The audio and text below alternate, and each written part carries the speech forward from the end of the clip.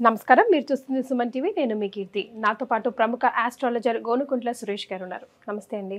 నమస్కారం అండి కీర్తి గారు. ధనుసు రాశి నుంచి సూర్యుడు మకరంలోకి ఎంటర్ అవుతున్నాడు. ఇప్పుడు మనం చేయాల్సింది కూడా మకర రాశి. ఎలాగో ధనుసు రాశి వారికి కొంచెం బ్యాడ్ ఇంపాక్ట్ హెల్త్ పరంగా చూపిస్తూనే ఉన్నాడు సూర్యుడు. మరి ఇప్పుడు మకర రాశి వారి పరిస్థితి ఏంటంటారు? మనకు మహర్షులు ఇచ్చిన గొప్ప జ్ఞానం జ్యోతిష జ్ఞానం అండి. ఇది ఎందుకు మనకు ఉపయోగపడుతుంది అంటే మనం లైఫ్లో చేయాల్సిన ఇంపార్టెంట్ పనులకి ఎంత అనుకూలమైన పరిస్థితులు ఉంటే అంత ప్రతికూల పరిస్థితులు కూడా ఉంటాయండి. అయితే ఈ ప్రతికూల పరిస్థితులు ఎప్పుడు ఎలా మనకు ఉంటాయి అనేది జ్యోతిష శాస్త్ర జ్ఞానం మనం తెలుసుకొని తదనుగుణంగా మనం చక్కగా ప్లాన్ చేసుకోవాలన్నమాట. అయితే మనిషి చేసే పనులు ధర్మార్థ కామ మోక్షాలు ఎలాంటి వాళ్ళైనా సరే భూమి మీద ఎక్కిన తర్వాత లాస్ట్ వరకు చేయాల్సిన పనులు ఈ 4 ఉంటాయండి. మనకు ఆశ్రమం దగ్గర నుంచి, సన్యాసాశ్రమం దగ్గర నుంచి, లేదంటే వనప్రస్థాశ్రమం, లేదంటే మనకి బ్రహ్మచార్యం 4 రకాల వర్ణాశ్రమాలు చెప్తారనమాట. ప్రతి ఒక్కళ్ళు కూడాను ఎవరైనా సరే ఫైనల్గా ఈ ధర్మార్థ కామ మోక్షాలే చేయాలన్నమాట. దీనికి పురుష అర్థం అంటే ఒక పురుషుడు సాధించాల్సిన సంపదలు అంటారు అనమాట. అర్థం అంటే అనమాట సంపదలు. అయితే వీటి సాధించేటప్పుడు చాలా ప్రతికూలమైన పరిస్థితులు ఉంటాయి కాబట్టి జనాలు ఎక్కువగా ఇబ్బంది పడకుండా మనకి బ్రహ్మ మొదలైన మహర్షులు గొప్ప గొప్ప దేవుళ్ళు వీళ్ళంతా మనకి మహర్షుల ద్వారా వశిష్ఠ మహర్షి, నారద మహర్షి గొప్ప మహర్షుల ద్వారా మనకి బ్రహ్మ నుంచి డైరెక్ట్గా మనకు వచ్చిన ఒక జ్ఞానం అండి, జ్యోతిష జ్ఞానం. ఇది రహస్యాతి రహస్యంగా పెట్టిన రహస్యం అండి. ఇది జనరల్గా ఈ జ్ఞానం అందరికీ అర్థం కాదు. బట్ ఎవరైతే ఈ జ్యోతిష జ్ఞానం నేర్చుకుంటారో, వాళ్ళని ఫాలో అవుతారో వాళ్ళకి శోకం ఉండదని చెప్తారనమాట. అంటే మనకి టైం టు టైం ఇది ఇండికేట్ చేస్తుంది ఎక్కడ పాజిటివ్గా ఉంటుంది, ఎక్కడ నెగిటివ్గా ఉంటుంది అని చెప్పేసి. సో ఇది మనకేమంటేనండి, మనకి ఆది శంకరాచార్యులు తన స్క్రిప్చర్స్లో ప్రతిసారి చెప్తూ ఉంటాడు. ఏమంటే మనిషికి 2 ఉండాలి, వైరాగ్యము, రెండోది వివేకం ఉండాలి. సో ఎప్పుడు ఏ పని ఎలా చేయాలి తెలుసుకొని తదనుగుణంగా చేయటమే ఇంపార్టెంట్. అలానే వైరాగ్యం అంటే ప్రతి పని మనం చేయటం కాదు, మనకి కొన్ని నచ్చని పనులు లేదంటే మనకి హాని కలిగించే కొన్ని పనులు వదిలేయటం కూడా నేర్చుకోవాలని చెప్పేసి చెప్తుంటారు. ఎవరైతే ఇలా ఉంటారో ఏమవుతుందంటే వాళ్ళకి లైఫ్ అనేది ఎఫర్ట్లెస్ జర్నీ, బ్లిస్ఫుల్గా ఆనందమయంగా ఉంటుందని చేసి చెప్తూ ఉంటాను అనమాట. ఈ విధంగా మనకి జ్యోతిష శాస్త్రం ఎంతో ఉపయోగపడుతూ ఉంటుంది అనమాట. సో మీరు అడిగిన విధంగా మకర రాశిలోకి సూర్యుడు ఎంటర్ అవడంతో మనకి మకర సంక్రాంతి జరుపుకుంటాం. రెండోది మనకి దక్షిణాయనం కంప్లీట్ అయిపోయి ఉత్తరాయణం వచ్చేస్తుంది. ఎప్పుడైతే ఉత్తరాయణం స్టార్ట్ అవుతుందో అది మనకి ఏంటంటే అండి, ప్రాణ ప్రతిష్టలకి, తర్వాత విగ్రహ ప్రతిష్టలకి, తర్వాత బావులు తవ్వటానికి, చెరువులు తవ్వటానికి, పెళ్ళిళ్ళకి, ఉపనయనాలకి, ఇలా స్థిరంగా ఉండే ప్రతి పని చేయడానికి చాలా అనుకూలమైన టైం అనమాట ఇది. అన్ని ఇంకా పండుగలు ఉంటాయి, జాతరలు, తర్వాత ఇంకా వైకుంఠ, ఇలా అన్ని రకాలు ఉండేస్తున్నాం. అంటే ప్రతి ఒక్కళ్ళు బయటికి వెళ్ళిపోయి చేయాల్సిన పనులు ఏదైనా సాధించాల్సిన పనులను ఈ టైంలో సాధించవచ్చు. సో ఉపనయనం చేస్తారు. అప్పటిదాకా ఇంట్లో ఉన్న వ్యక్తి ఉపనయనం అయిపోయారంటే గురువు సమక్షంకి వెళ్ళిపోతారు. అప్పటిదాకా మన ఇళ్లలో జరుపుకునే పూజలు బయటకు వెళ్ళిపోయి జాతరలు జరుపుకుంటాం. తర్వాత దేవుడు లేడు, దేవుడు మనం తీసుకొచ్చి ప్రతిష్ఠ చేసేస్తాం, ఊరు బయటకు తీసుకొచ్చేస్తాం. అలా అందుకని చెప్పి మకర రాశిలో ఎంటర్ అవడంతో మనకు ఉత్తరాయణం స్టార్ట్ అయిపోతుంది. అయితే మనకి సూర్యుడు ఒక కండిషన్ పెడతాడండి. ఏంటంటే తను ఉన్న రాశిలో తను ఉన్న వేడికి మంచి శుభాన్ని ఇవ్వడం. సో మకర రాశి వాళ్ళకి ఏమవుతుందంటేనండి, కొన్ని విషయాలు పర్టికులర్ హెల్త్ విషయంలో చాలా కాంప్లికేటెడ్గా ఉంటుంది. మనకి సూర్యుడు ఆరోగ్య ప్రదాత. అయితే సూర్యుడు ఎక్కడైతే ఉంటారో ఆ ఉన్న ప్లేస్లో వాళ్ళకి ఆరోగ్యం చెడిపోతుంది. మీరు కనుక గమనించారనుకోండి, మనకి హార్ట్ అటాక్స్ వచ్చినా, హార్ట్ బర్నర్స్ వచ్చినా కానీ వాళ్ళ జన్మ రాశిలో కనుక సూర్యుడు జన్మ రాశిలో ఉన్న వాళ్ళకి ఎక్కువ అవుతుంది. అందుకని చెప్పేసి సంథింగ్ ఆ ఉన్న 15 days, ఎందుకంటే ఎంటర్ అయిన ఫస్ట్ 15 days ఇంపాక్ట్ చాలా ఎక్కువ ఉంటుంది అనమాట. చెస్ట్ పార్ట్లో some congestion, some breathlessness, some problem అయితే ఉంటుంది అనమాట. ఆర్ అట్లీస్ట్ గుండె దడదడ కొట్టుకోవటం, లేదంటే మనకు ఓవర్గా గ్యాస్ట్రైటిస్ వచ్చేసి పట్టుకొని బాగుంటాం. సమ్ చెస్ట్ రిలేటెడ్ కంపల్సరీ ఉంటుందండి. అనవసరం కింద పడి ఇక్కడ దెబ్బ తగలటం, ఈ చెస్ట్ రీజన్ ఖచ్చితంగా ప్రాబ్లం ఉంటుంది అనమాట. సో మనం ఇంకా డీటెయిల్గా చూద్దాం ఎలాంటి ప్రాబ్లమ్స్ని లేదంటే ఎలాంటి ఆపర్చునిటీస్ని వేరే గ్రహాలు ప్లస్ సూర్యుడు ఇవ్వబోతున్నాడో చూద్దాం.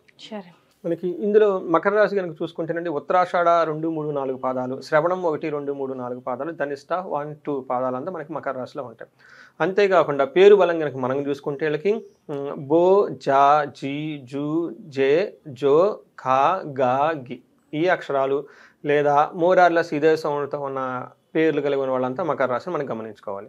మన ప్లానెట్స్ గ్రహ స్థితిని కనుక మనం చూసుకుంటే వీళ్ళకి మకర రాశిలో మనం ఇందాక అనుకున్నట్టు 14వ తారీఖు జనవరి 14 మూవ్ అవుతున్నారండి. బుధుడు ధనుసు రాశిలోను, శుక్రుడు కుంభరాశిలో ఉన్నారు. కుజుడు వచ్చేటప్పటికి వీళ్ళకి మిథున రాశిలోకి ఎంటర్ అవుతున్నాడు. అంతకుముందు వాళ్ళకి కర్కాటక రాశిలో ఉంటారనమాట.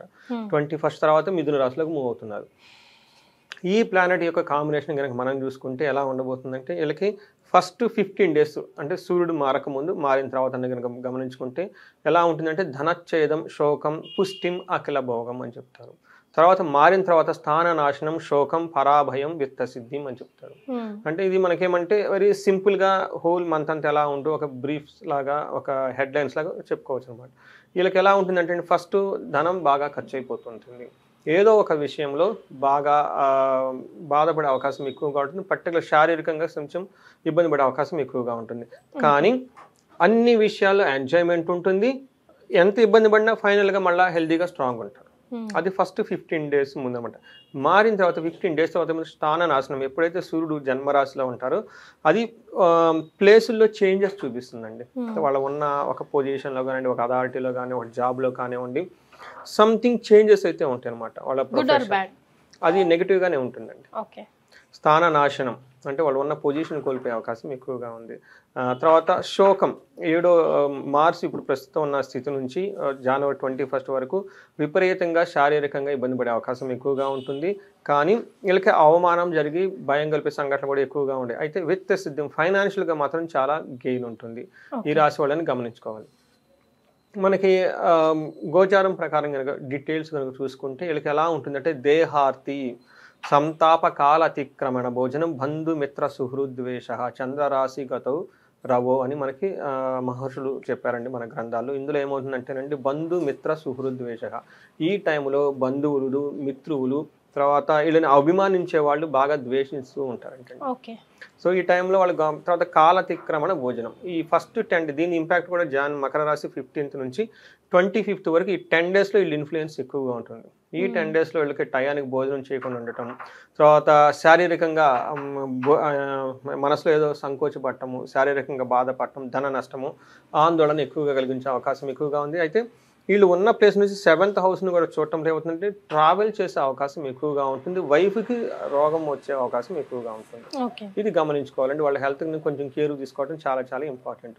కుజుడు 7వ ఇంట్లో ఉండి 10th + 12th 2nd హౌస్ చూడటం వల్ల కుజుడు కూడాను అంత సపోర్టివ్గా అయితే లేరు అని మనం చెప్పుకోవాలన్నమాట.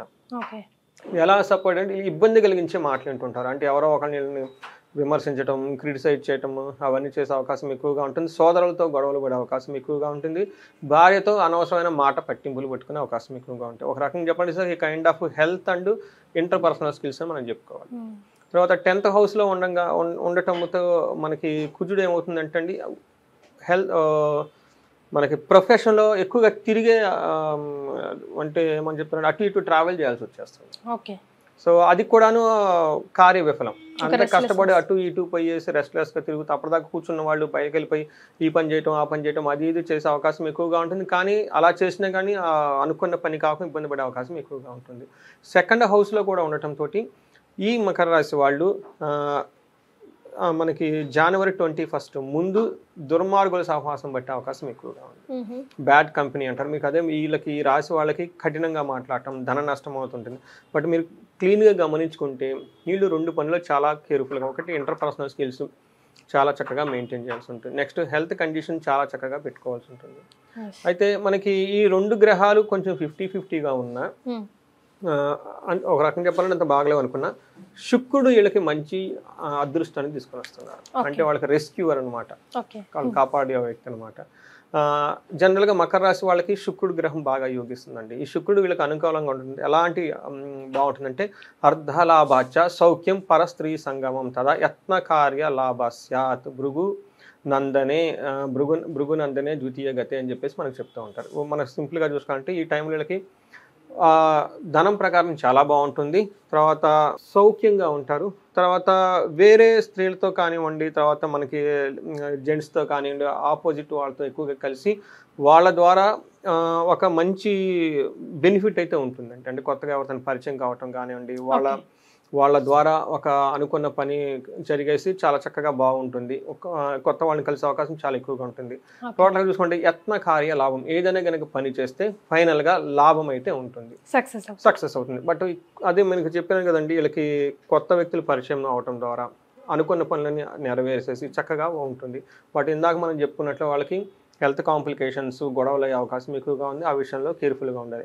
వీళ్ళకి 8th హౌస్లో కూడా చూడటం వల్ల ఏమవుతుందంటేనండి, వీళ్ళకి లేడీస్ అయితే జెంట్స్ ద్వారా, జెంట్స్ అయితేనేమో లేడీస్ ద్వారా వాళ్ళ హెల్ప్తో వీళ్ళకి చాలా మంచి ఒక టర్నింగ్ పాయింట్ అయితే వస్తుందండి వీళ్ళకి. ఓకే. ఈ మకర రాశి వాళ్ళకి అది మనకేమో ఒక స్ట్రైకింగ్ పాయింట్ కానీ మనకు చెప్పుకోవచ్చు. మనకి ఇది ఈ విధంగా మనకి 3 గ్రహాలు ఇచ్చే ఫలితాలు ఉన్నాయండి. ఇక నక్షత్రాల ప్రకారం చూసుకుంటే ఎలా ఉందండి? మనకి నక్షత్రాలు 3 నక్షత్రాలు ఉంటాయండి. అది ఉత్తరాషాఢ, శ్రవణం, ధనిష్ట. మనకి ఉత్తరాషాఢ కనుక చూసుకుంటే 3 విషయాల్లో చాలా పాజిటివ్గా ఉంది, 3 విషయాల్లో కొంచెం నెగిటివ్గా ఉంది. ఫస్ట్ ఎక్కడ పాజిటివ్గా ఉంటుందంటేనండి వీళ్ళకి సౌఖ్యంగా ఉంటుంది, ధనలాభం ఉంటుంది.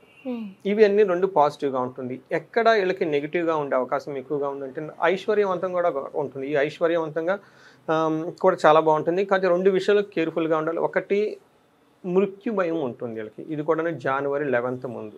ఓకే. తర్వాత నాశనం, ఏదో ఒక పని వీళ్ళు చక్కగా అవుతుంది అనుకున్న ఒక ఆలోచనతో ఉన్నప్పుడు అది పని కాకుండా ఇబ్బంది పడే అవకాశం ఎక్కువగా ఉంటుంది. ఓకే.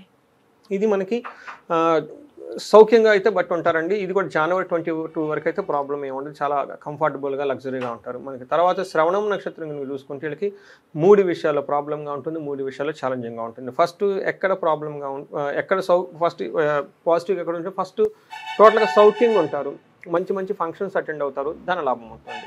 సో నెగిటివ్గా ఎక్కడ ఉంటుందంటే వీళ్ళకి ధనహీనత ఉంటుంది, వచ్చిన ధనం సరిపోక ఇంకా ధనం కావాల్సి వచ్చే అవకాశం ఎక్కువగా ఉంటుంది.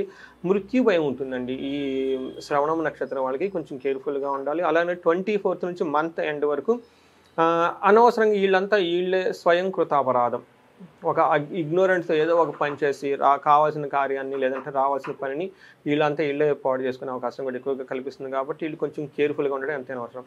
ధనిష్ట నక్షత్రం వాళ్ళకి లాభప్రదంగా ఉంటుంది, సౌఖ్యంగా ఉంటుంది, మంచి మంచి ఫంక్షన్స్ అన్ని అటెండ్ అవుతారు.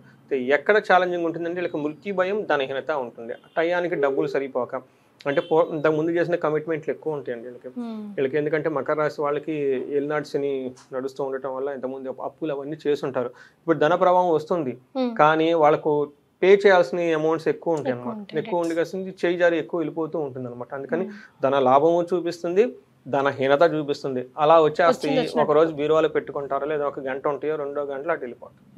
అందుకని వాళ్ళకి ఆనందం లిమిటెడ్గా ఉంటుంది ఈ టైంలో.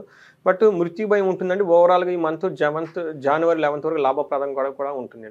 సో మృత్యు భయం అంటున్నారు, లాభప్రభం, అవి 2 ఉన్నాయి, 2 sides of the same coin లాగా. మరి ఏం రెమెడీస్ సూచిస్తారు? ఇది రెమెడీస్ చూసుకుంటానండి. ఫస్ట్ ఉత్తరాషాఢ నక్షత్రం వాళ్ళకి జెంట్స్ అయితే లేడీస్ ద్వారా, లేడీస్ అయితే జెంట్స్ ద్వారా అనుకున్న పనిలో కాకుండా ఇబ్బంది పడే అవకాశం ఎక్కువ ఉంటుంది. వాళ్ళు ఆటంకాలు కలిగించే వ్యక్తులు ఉన్నారు, అది గమనించుకోవాలి.